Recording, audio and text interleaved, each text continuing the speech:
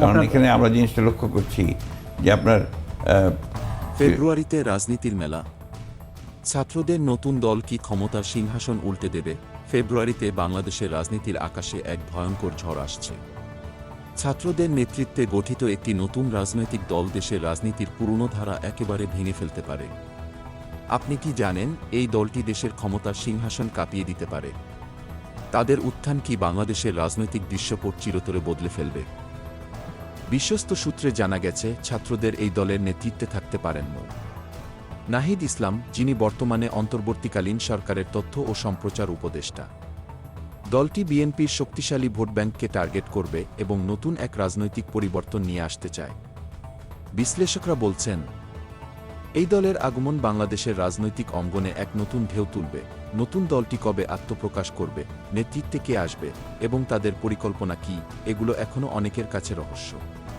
তবে দলটির গঠন প্রক্রিয়া চলতে থাকলেও একথা নিশ্চিত, তাদের উত্থান বাংলাদেশের রাজনীতিতে একটি বিশাল শকওয়েভ সৃষ্টি করবে।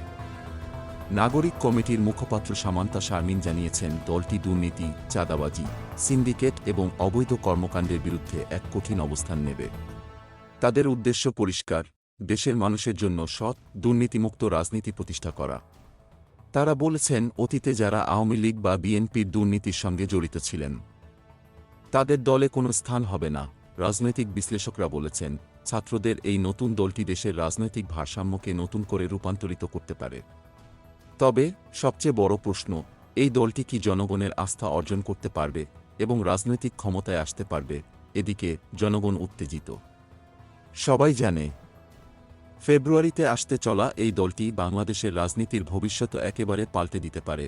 আপনি কি মনে করেন, ছাত্রদের এই নতুন দল সত্যিই বাংলাদেশের রাজনীতির চেহারা পাল্টে ফেলতে পারবে? এই ছিল আজকের নিউজ। লাইক, কমেন্ট, সাবস্ক্রাইব করে পাশে থাকবেন। ধন্যবাদ।